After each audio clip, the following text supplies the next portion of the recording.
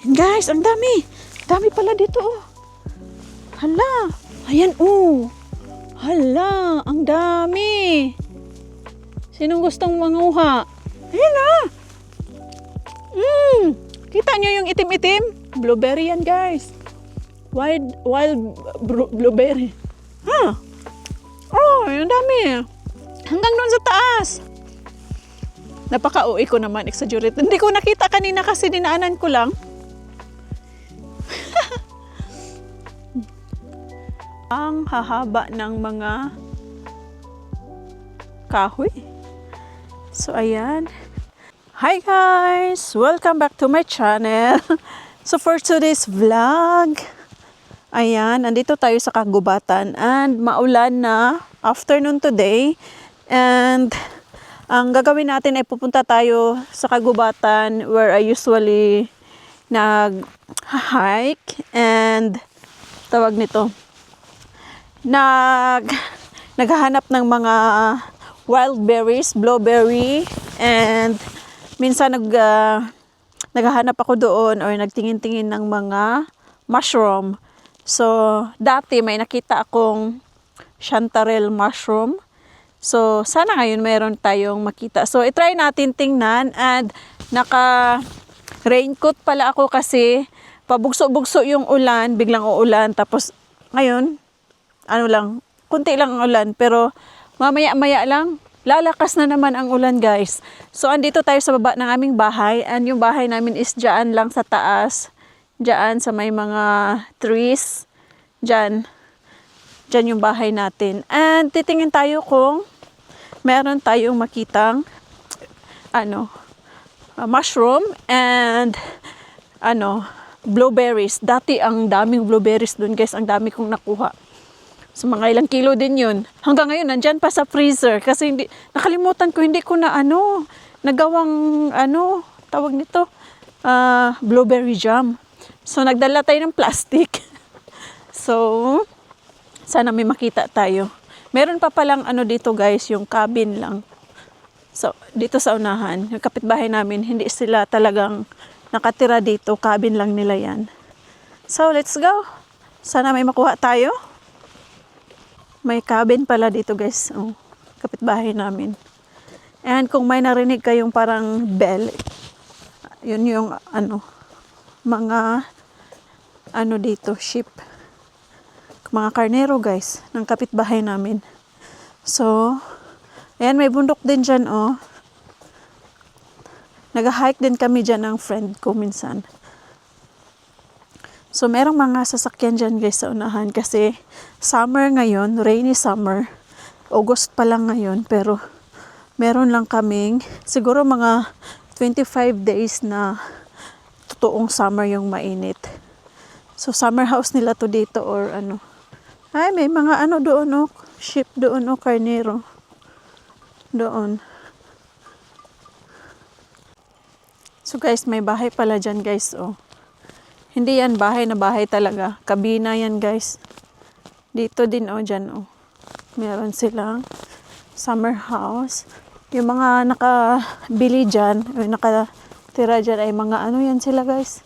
Mga nakatira sa city. Hala, may doon Maraming saw. Tawag sa amin sa sheep is saw. Sa mga karnero. Lalaki. Alam nyo itong mga karnero na to, pakita ko. Yun doon guys yung mga karnero na yan guys, sa September, ayun.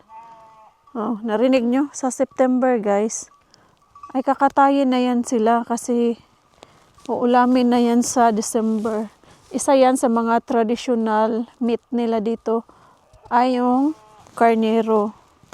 Yan. Narinig nyo? So, ayan. Diyan kami nagfi-fishing ng asawa ko.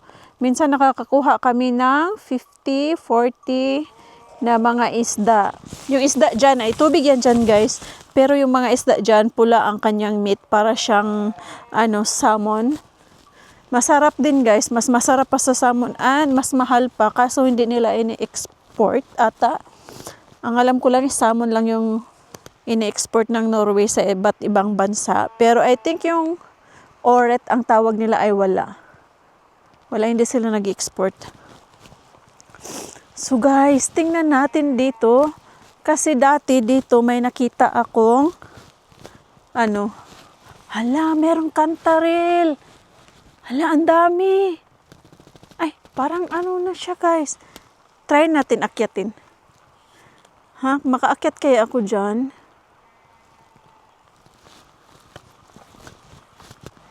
Guys, ito ba yung chantarel or kantarel or ayan.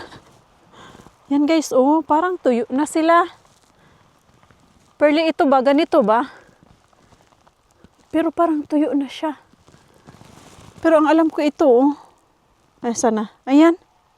Inakyat pa talaga natin dito. Ayan yellow. I think yan na yun. Pero, patapos na ata ang season niya kasi natutuyo na sila Ay. Ngayon na ako nakagala dito guys. Kasi, tawag nito, galing kaming vacation ba. Nagpunta kami sa, tawag nito. Bababa na ako. Tingnan nyo guys. Tingnan nyo. Ganyan lang hawak natin. Wait lang, bababa ako. Guys, dyan tayo umakyat. Ayan. Yan yung mga yellow dyan na parang, natutuyo na siya na cantarel o chantarel. Ano bang, pag nung pronounce nun? Chantarel. Maghanap tayo dito ng mga, mushroom. Gusto ko mag-mushroom picking, kaso lang, yung chantarel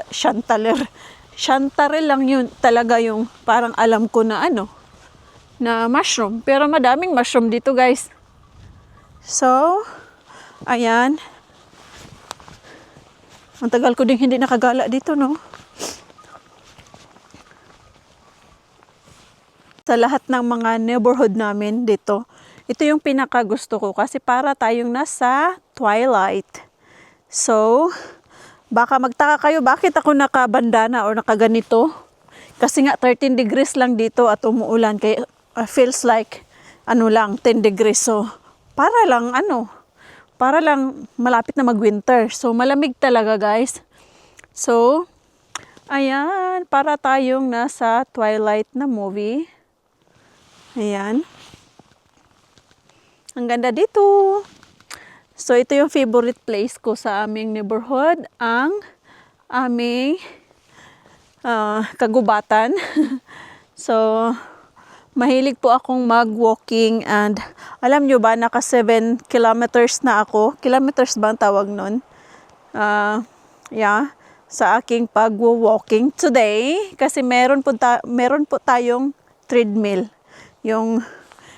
Kahit sa bahay lang, pwede tayong mag-exercise, yung ganun. At sobrang pawis ko kanina, sabi ng asa ko, maligo ka bago ka, aalis. So, hindi ako naligo kasi nga, walking pa ako dito, and then, maligo ako pagdating. So, ayan, papakita ko sa inyo ang beauty ng aming surroundings or neighborhood kapaligiran. Kagubatan pala guys, no? So, ayan, ipakita ko sa inyo guys.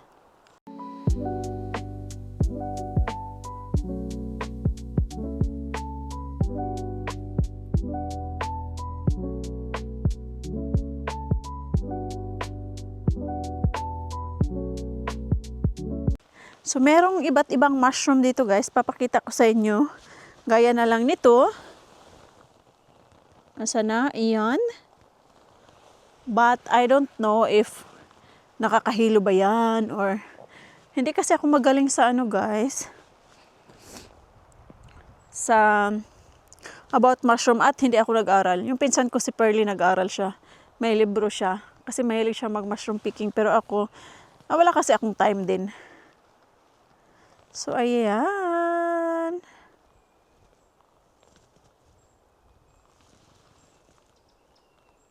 So, guys, dito banda, marami po itong, blueberry. Tingnan natin, ha. Ito yung mga blueberry. Hanggang doon sa taas, dito ako nagpipiking dati. Pero parang wala masyado or may nanguha. Ayan, wild blueberries. So, ayan. Kuha tayo. Pero hindi siya gaya last year na napakadami talaga guys. So ayan. Meron naman. Ayan. Ay, ito malaki oh. So, hanggang doon pa yan. Meron naman. So, dito hanggang sa taas pa yan guys. Doon, banda. Doon. And dito sa kabila. Ayan. Ito, marami din dito dati. Marami din dito. Tingnan natin. Ayan, wild blueberries. Ayan, ang dami oh. Meron, kahit papano. Ayan oh, meron kahit papano. Oh, may malaki. Kunin natin, kainin natin. So, wala nang hugas-hugas guys. Umula naman. At saka wala namang ano dito eh. Ito ay walang nagpupunta dito. Tayo lang. Kung meron mang manguha, yung may-ari ng ano dito. Tawag nito, may-ari ng lupain. Kasi ano siya, farmer siya. So, siya nagmamay-ari dito. So, ayan, yung kuha natin guys. Tikman natin. Blueberry. Uy, nahulog. Sarap. Matamis.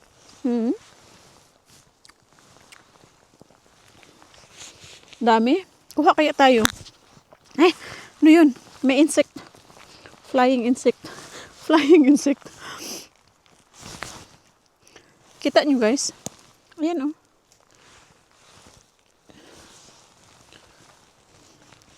Wala naman siyantong ano ko. Raincoat ko. Naka-rain ano ako. Hanggang baba. And then nakabutas din ako guys. Let's eat. Oh, 'di ba? Ano kami, mayaman kami dito sa mga wild berries. Klase guys.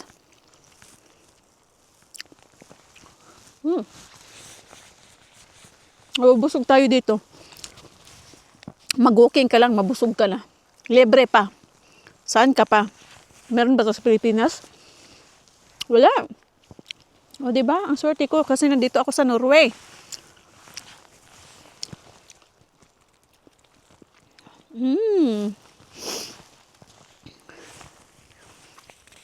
Kasi ang dami. Hindi pa ako naghapunan guys. Uuwi pa tayo at magluto. Nandiyan naman asawa ko sa bahay pero ako yung magluto. Ako yung nakatukang magluto today.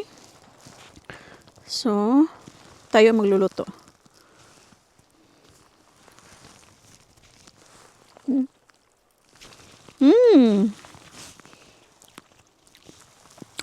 Sabihin ng asawa ko, nabusog ka na sa blueberry? Yes.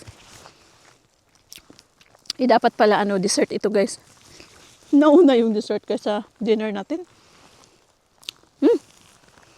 Ayan, pakita ko guys ha.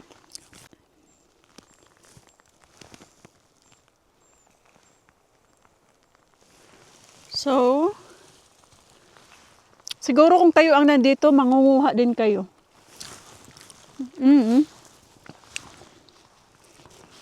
Nakakabusog siya guys.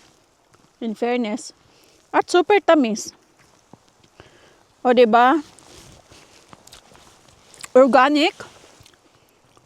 Organic po ito kasi walang chemical. Yan. Kami pa dito. Tingnan nyo yung dila ko guys. Violet na. So, tara, uwi na tayo. Busog na ako. Charot. So, maghanap pa tayo ng iba pang mga berries dito kasi meron akong nadaanan doon. Papakita ko sa inyo guys. So, ganito lang ang buhay dito. Lunes, weekdays, trabaho. Weekend, mag-hike or mag-shopping. Tapos, Monday ulit, trabaho ulit.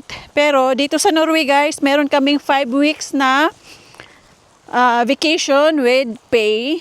May pera kang may sahudin ka pa din. So kahit nasa bakasyon ka, so may pera kang pang gala mo. 'Di ba? So ako naman hinati ko. So sa July, 3 weeks yung ano ko, vacation na kinuha ko, and then last April, 'di ba, nasa Thailand tayo. So kumuha ako ng ilang days. And meron pa akong natirang 1 week. So gagamitin ko sa ibang bansa na naman this ano sa fall ba ang tawag nun? Bago mag-winter, yan. So meron tayong vacation, depende lang kung lalayas ba tayo, magta-travel, or saan ba natin gagamitin yung ating vacation. Basta meron tayong 1 week pa, 5 days pa.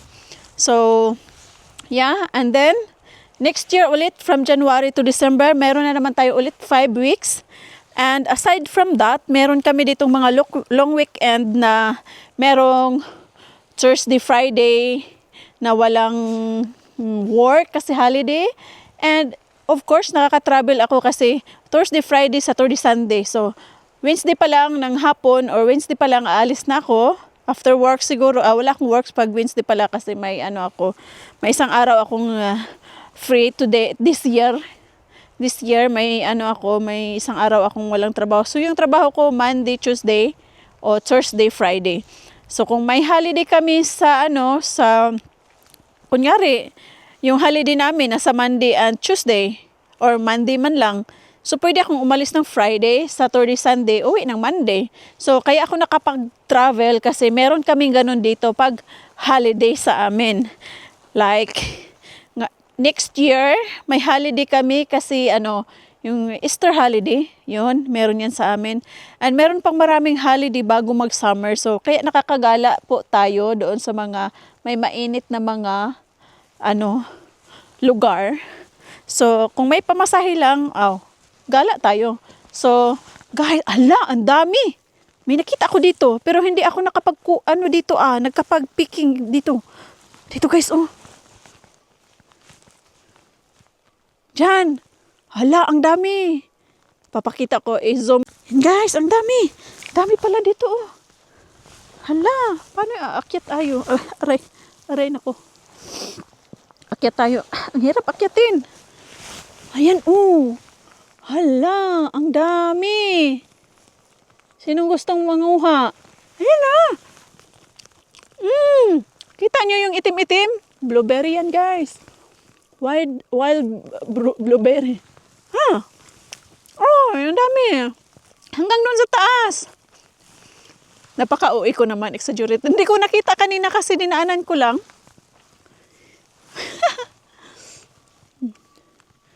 Ayan, umulan kasi kaya may ganyan yan.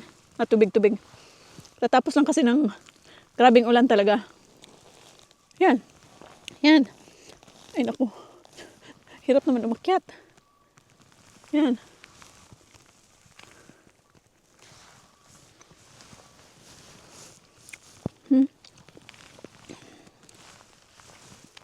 Diyan guys, ang dami. Super OA ni Rhea. So, kung pwede lang sana kung may time lang ako. Ko yan. Ipipik ko yan. Kaso wala akong time. And meron pa akong 2 kilo siguro yun sa freezer. Last year pa yun. Lutuin ko na nga yun. Hindi ko talaga naluto-luto. Ang dami talaga dyan, Pearly, punta ka dito at manguha tayo ng blueberry. Charot. Parang ang lapit lang, doon, hanggang doon. Guys, super dami talaga. As in.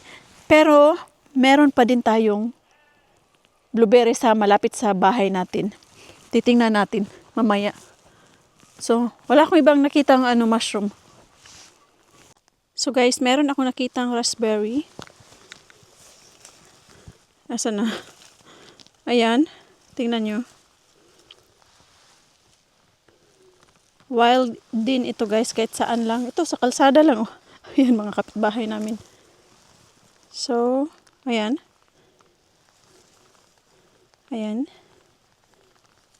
Kunin natin. Tikman natin. Ayan.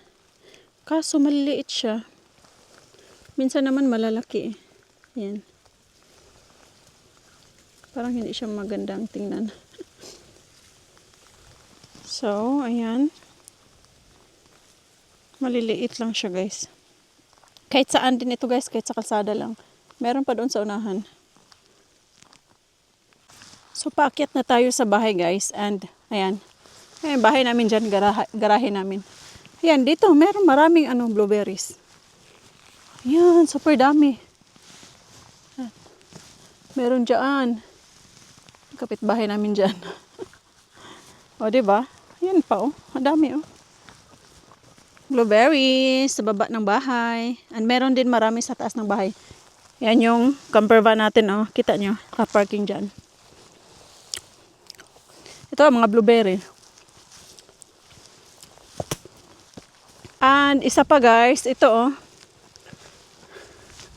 Alam nyo to, kung ano to? Basta nuts ito na nakakain. Ayan, daming bunga. Pero wild lang siya guys. Yan oh. Yan, ang daming bunga oh. Dami yan. Yan. So, ayan, nuts din yan siya. Is wild nuts. Dami oh. Liit lang ng puno niya oh. Kasi, inano namin yan. Parang, ayan. Tingnan nyo. Tinanggalan ko kasi sobrang dami. And then, nagasgasan yung mga dadaan or sasakyan or yung camper van natin. So, ayan. So, yan yung isa sa mga wild, dito na pagkain. Raspberry and blueberry. And marami pa, mulberry and blackberry. Ano pa ba? Marami guys. So guys, ito yung puno ng red currant ko. Ayan. Ang daming bunga nito. Nahulog lang siya. Ayan oh. Red currant. Tikman natin.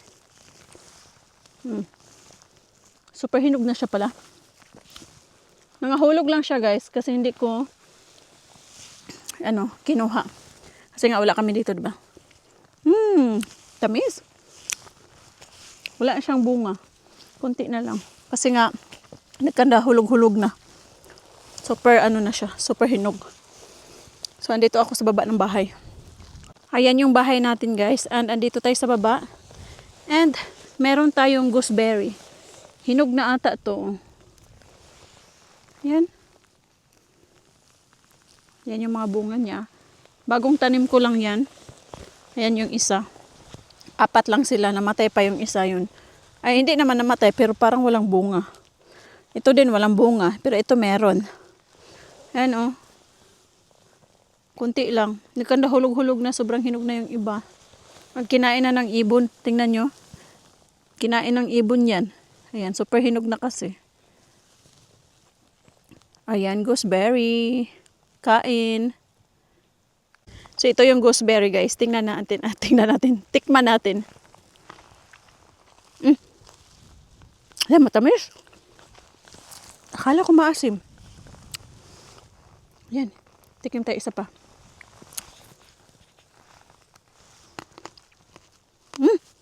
Guys, matamis siya, guys. Super hinog kasi. Ayan. Cheers. Kain. Walang halong biro. Matamis. I think yung medyo green o yellow, yun yung medyo maasim. So, andito tayo sa baba ng bahay.